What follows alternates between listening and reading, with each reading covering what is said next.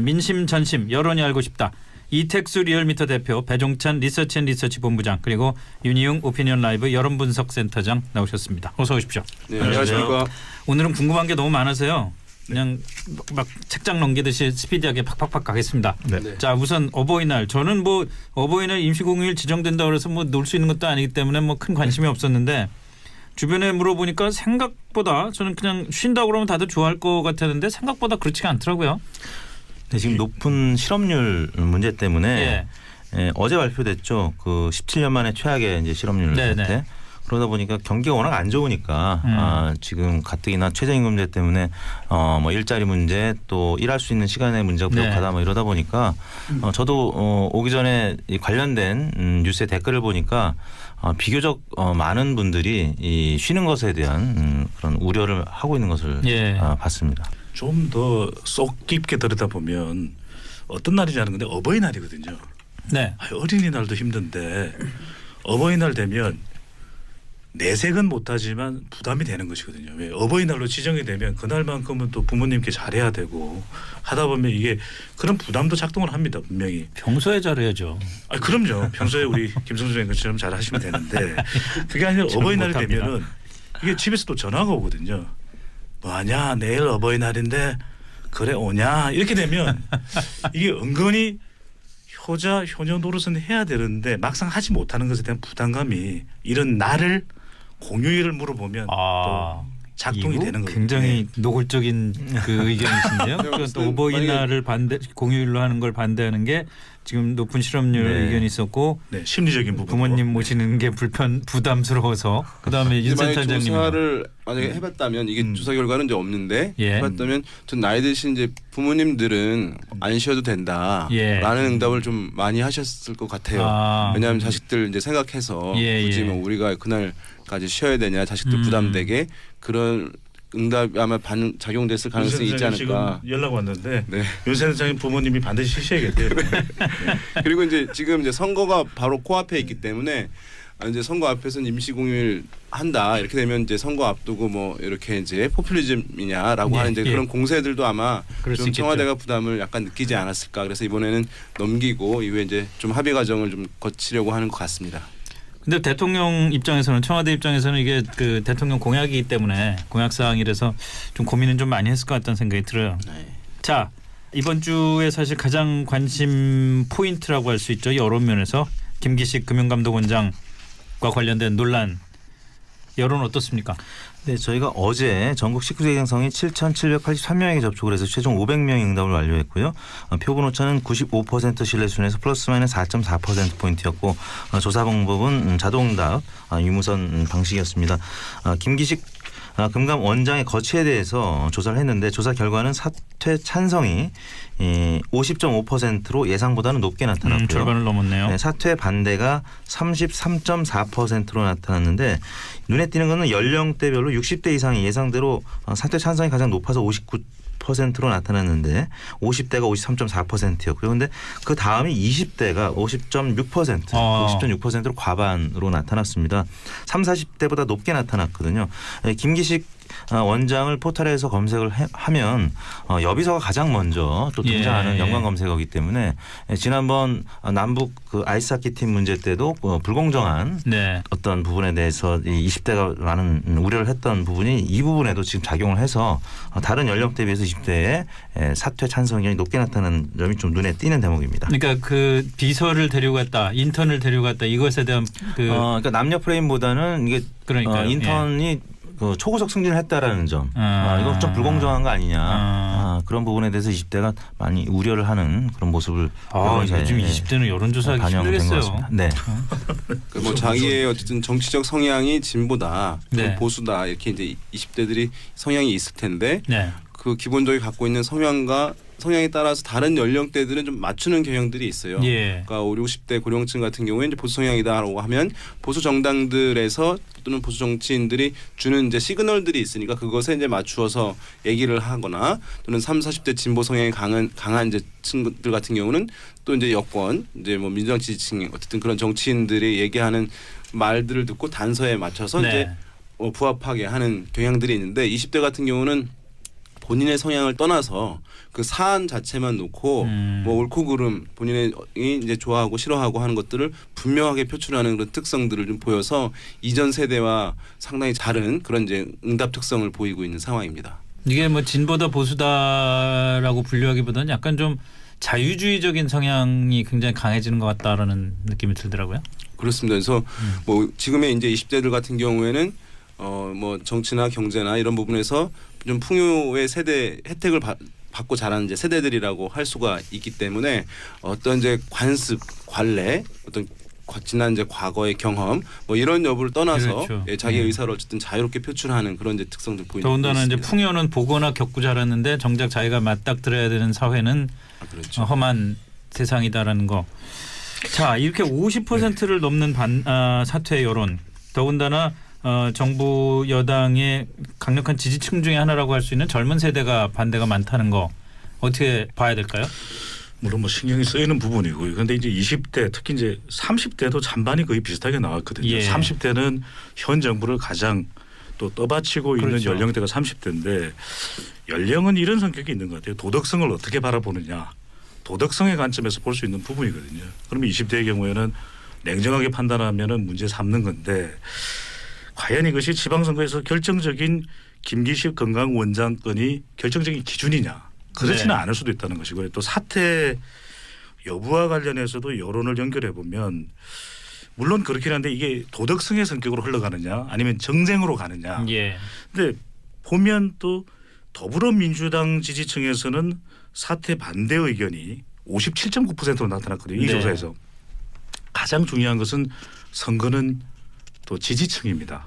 자기 지지층의 결집이 얼마나 중요한데 더불어민주당 지지층에서는 아직 10명 중에 6명 가까이가 사퇴 반대를 하고 있다는 부분은 저는 상당히 이 김기식 금강원장 본인 스스로도 예. 그리고 이 정치권 주변 특히 더불어민주당 당 내 분위기도 이 결과에 상당한 영향을 받을 걸로 보여지고 오히려 데스 노트라고 그래서 지금의 이 정치권 내 여러 가지 정부의 결정에 대해서 영향을 미치고 있는 게 정의당입니다. 정의당의 데스노트. 정의당의 지지층은 42.9%만이 사퇴 반대 의견이거든요. 절반에 미치지 못했다. 그러면 물론 이 부분이 신경 쓰이겠지만 더 큰 동력은 더불어민주당 지지층이기 때문에 저는 조금 더 버텨가지 않을까. 그리고 이 결과로만 보면 판단컨대 이것이 결정적인 변수는 아닐 것이다. 지방선거에 라고 생각할 여지가 또 많아 보입니다. 지방선거까지 워낙 예상되는 지금 큰 변수들도 많잖아요. 네, 그런 면은 있는 것 같은데 어쨌든 진보 정치 세력은 어쨌든 지금까지 성장해 온 과정을 보게 되면 뭐 보수 정치 세력 또는 보수 정당의 어떤 부패, 부정 이런 것들을 이제 비판하면서 성장해 왔기 예. 때문에 그래도 이제 국민들이 어쨌든 진보 정치 세력 또는 정치인들을 바라보는 잣대는 좀 더 엄격한 잣대가 있는 것 같아요. 예. 예, 그래서 이런 일이 벌어지게 되면 사실은 이제 부정적 시각들이 이제 바로 나타나는 것이라고 할 수 있겠고 우리가 어떤 정책들에 놓고 뭐 갑론을박이 있고 있을 텐데 그런 것들은 효과를 확인하려면 상당한 시간이 소요되잖아요. 그래서 그것이 이제 약간 뭐 좀 아쉬운 정책인 것 같더라도 그것이 바로 어떤 부정적으로 표출이 강하게 되는 것은 아니거든요. 근데 네. 인사 같은 문제는 국민들이 파악하기가 너무 쉬워요. 그렇죠. 예, 그래서 그것이 반응들이 사실은 상당히 빠르게 나타나는 측면이라고 할 수 있는데 그래서 지금 보면은 여러 가지 지표들 상황에서 최근에 이제 여권과 관련된 지표들 나오는 것 중에서는 지금 어쨌든 사퇴 찬성 여론이 과반을 넘은 것이니까 상당히 이제 여권 지지층이 두텁게 형성돼 있음에도 불구하고 그런 이제 부정적인 시선들은 상당 부분 형성이 된 것이다라고 볼 여지도 있어 보여요. 이 정도면. 고민은 지금 안 할 수 없는 상황이 됐는데요. 예. 일간 지표에서 어제 문재인 대통령 지지율이 65.2%까지 떨어졌기 때문에 얼마나 떨어진 거죠 지난주에 비해서? 지난주가 68%대였었으니까 꽤 작은 폭이 아니네요. 3%포인트 떨어진 상황인데요. 그럼에도 불구하고 지금 임종석 그 비서실장은 김기식 원장의 행위에 대해서 적법성 여부를 선관위에 의뢰한다고 얘기를 했고 결국에는 해임 불가의 입장에서 정면 돌파로 이제 가닥을 잡은 것으로 지금 보도가 그렇죠. 되고 예. 있습니다. 지난 그 평창올림픽 직전에 남북 단일팀 문제 때문에 문재인 대통령이 60% 초중반까지 떨어졌다가 또 남북 그 단일팀이 실제 그 한국에 방문이 돼서 구체적으로 이제 올림픽이 진행되는 과정에서 많이 회복을 했었거든요. 예. 그때랑 굉장히 지금 상황이 비슷한 상황인 것 같은데 일단 야당에서는 지금 물타기 아니냐라고 비판하지만 지금 뭐 한국당 소속 의원들도 그런 비슷한 외유가 있었다 이런 식으로 지금 공세를 하고 있고 청와대는 아무튼 선관위의 적법성 여부를 지금 의뢰한 상황이기 때문에 진보층이 다시 좀 결집을 해서 예. 반등할 가능성도 분명히 있습니다. 그래서 향후에 문재인 대통령 지지율 60% 초중반을 기점으로 반등하느냐 아니면 떨어지느냐의 문제인데 만약에 그보다 더 떨어져서 60%대가 위태롭게 되면 김기식 원장은 사퇴할 가능성이 있는 것이고 아니면 요 며칠 내일 또 발표될 한국갤럽조사 결과도 있는데 문재인 대통령 지지율이 횡보하거나 다시 반등할 가능성이 있다라고 하면은 아마 해임 불가 정면 돌파 쪽으로 갈 가능성이 높다고 봅니다. 남은 며칠 분위기를 좀 봐야 되겠군요. 네. 세 분은 각자 OX로 답을 하신다면 어떻겠습니까? 사퇴하게 될 거다, 안 할 거다.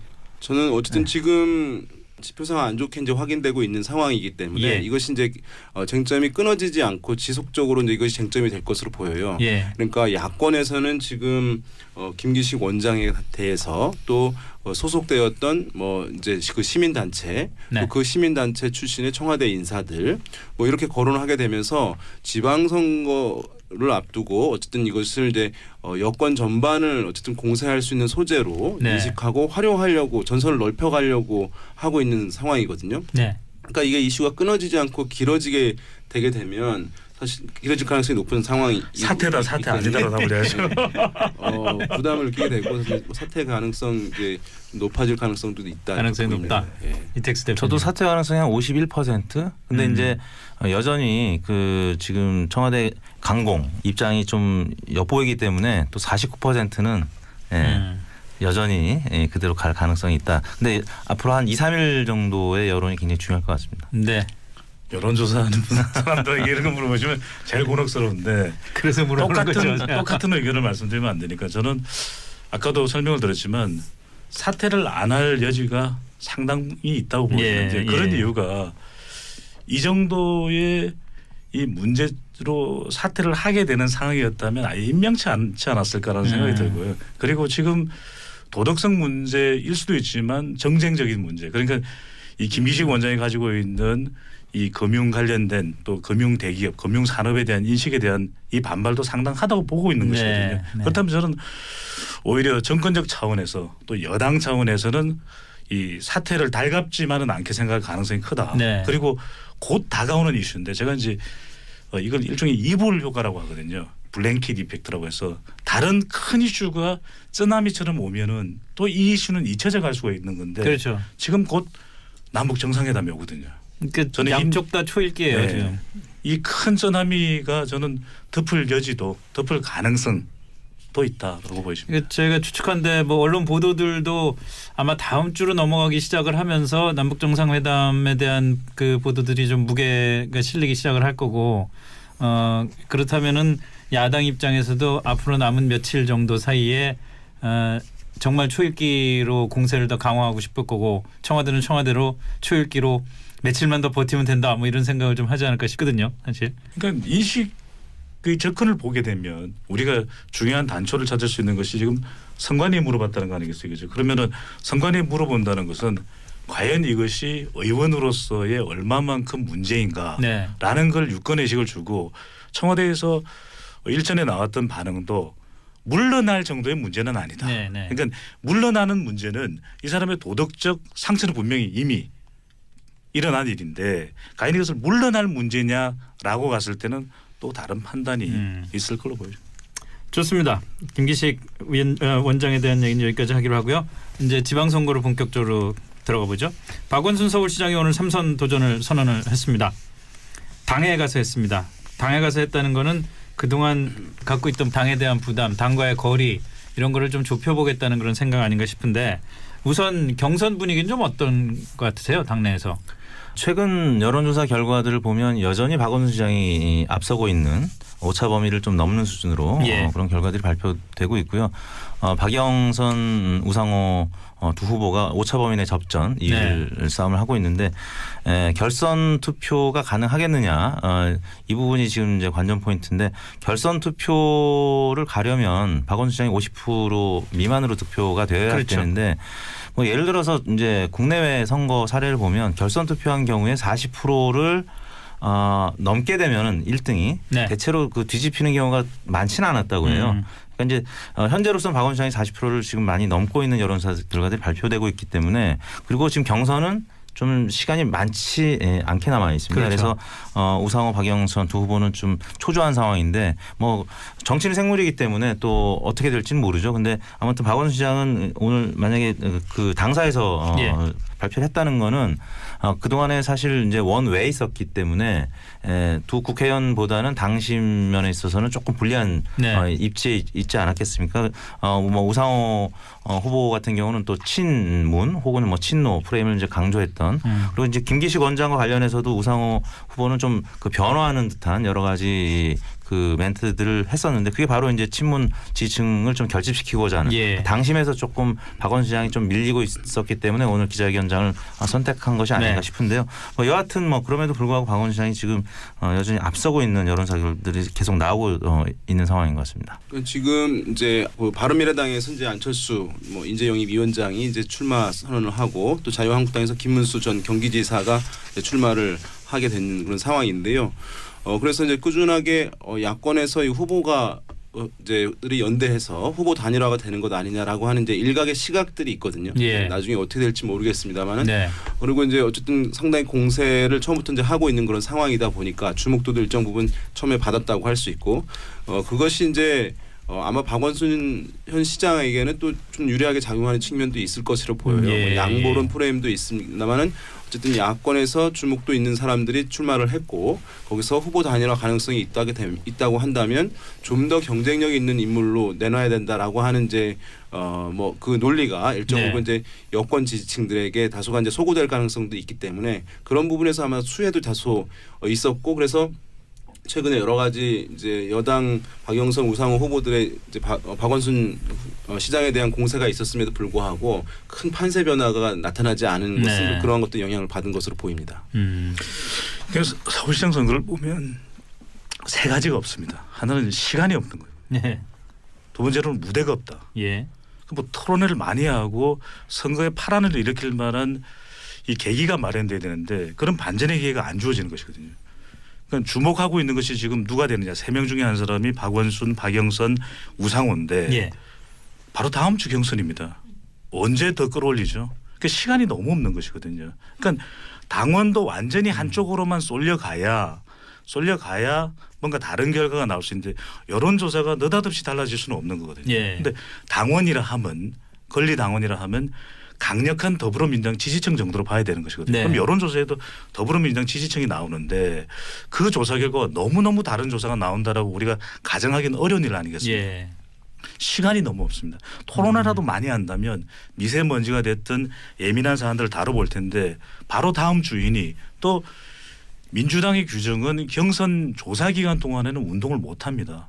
그런데 더더군다나 이건 더 난감한 일이 쫓아가는 사람으로서는 될 수밖에 없는 것이거든요. 그다음에 무대가 없는 것이 이게 본선으로 간다 하더라도 선거가 본격 선거운동이 되는 5월 달에는 또 전부 북미 정상회담으로 다 넋이 나가 있는 것이거든요. 어디 가서 운동을 하고 주목을 하죠. 그러다 보니 또 후보들도 보면 직전 대선에서 뛰었던 안철수 후보이거든요. 또 경기지사를 됐던 김문수 후보 뭐 올드보 이야기를 하는데 그리고 박원순 시장이 되든 박영선 의원이 되든 우상호 의원이 되든 별로 새로움이 없다 보니까 관심이 없어지게 되거든요. 이렇게 되면 대체로 선거가 지금 김문수 후보의 경우에도 홍준표 대표가 지난 대선에서 했던 서울에서의 득표하고 비슷해요. 안철수 전 대표는 또 지난 대선에서 본인이 했던 수치하고 크게 다르지가 않아요. 이건 뭐냐면 그대로 가고 있는 것이거든요. 뭔가 연대를 해보려고 했더니 그대로 가는 이런 형태인데 시간이 없고 무대가 없고 관심이 없는 이걸 누군가는 깨면 저는 파란이 있겠지만 그렇지 않다면 파란이고 빨강이고 없을 걸로 보여집니다. 이게 더불어민주당 결선 투표제가 도입됐다. 그래서 선거의 역동성, 경선의 역동성이 매우 높아졌다. 이제 이런 시각들이 얘기하시는 네, 분들도 있는데 실제는 전혀 그렇지 않은 거예요. 방금 말씀하신 대로 결선 투표제 이제 도입이 되긴 했습니다만은 공식 경선 선거 운동은 이틀이에요. 근데 이제 1차 경선 조사가 이루어지는 건 3일이에요. 예. 그러니까 우리가 이렇게 얘기할 수 있죠. 선거 운동 기간보다 투표일 기간이 더 긴 거예요. 배보다 특이한 배꼽이 크다. 선거죠. 배보다 배꼽이 네. 크다. 그 뒤에 또 바로 결선 투표제가 이루어지는 거니까 결선 투표제가 이제 거기서 후보 단일화 효과가 나타나는 것인데 예. 일어나려면 시간적 텀이 있어야 돼요. 결과 나온 다음에 한 일주일 정도 있어야 뭔가 이제 세레머니를 하면서 후보 단일화 효과 나타나면서 누구한테 표가 몰아지는 현상이 나타나는데 1차 경선이 끝나자마자 바로 이제 직후에 실시가 되는 것이니까 사실 그 안에서 민심 변화가 또 나타나기도 어렵다는 점에서 이 결선 투표제라고 하는 이제 요소를 도입하긴 했지만 실제 이제 흥행을 고려했다고 본질적으로 볼 수 있을 것인가. 그래서 여전히 이제 아마 더불어민주당 지도부 입장에서는 조용히 예.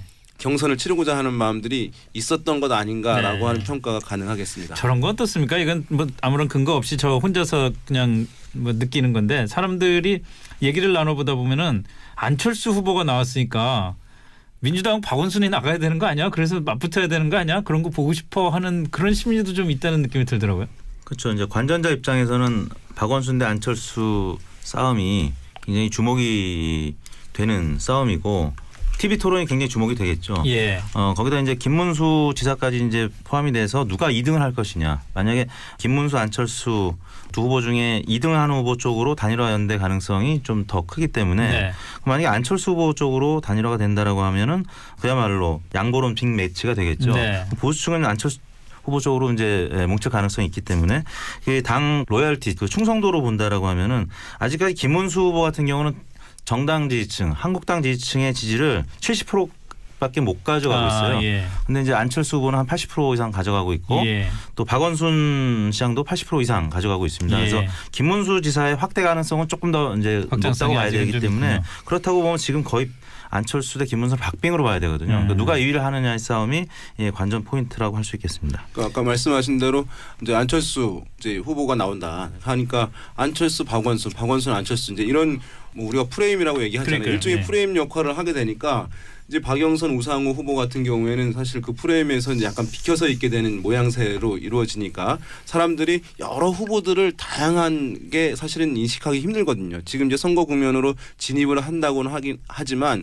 개개별 후보들에 대한 이제 관심 수준까지 나아가지는 않고 있거든요. 그런 상황이니까 이게 박원순, 안철수 이런 이제 주목도로 흐름이 이어지다 보니까 다른 후보들은 상대적으로 어쨌든 주목도가 낮아지는 그런 현상을 보이고 있는 것 같습니다. 예. 뭐 윤 대장님 말씀하신 대로 이택수 대표께서 말씀하신 대로 서울시장 선거를 보면 시간이 너무 없습니다. 이게 남북 정상회담 프레임 일정의 데드라인에 걸려 있는 것이거든요. 그런 만큼 기존의 지지층을 가지고 있는 후보들 쪽으로 갈 수밖에 없는 것이고 또 한편으로는 흥행 포인트는 박원순, 안철수 대결을 또 재밌게 보는데 우리가 이런 걸 가리켜서 스트리트 파이트 이펙트라고 하거든요. 왜냐하면은 스트리트 파이트라고 두 사람이 붙는 게임을 하면 항상 내가 생각하는 그 캐릭터가 나와주기를 원합니다. 예. 류가 나오면 사카모토가 나와야 되듯이. 그래서 그런 걸 보고 싶어하는 심리도 분명히 시간이 너무 짧기 때문에 도전자 박영선, 우상호 의원은 어필할, 호소할 시간이 너무 없어 보입니다. 여기까지 정리하겠습니다. 오늘 말씀 세 분 감사합니다. 윤윤 센터장, 배정찬 본부장, 이택수 대표 고맙습니다. 감사합니다. 감사합니다.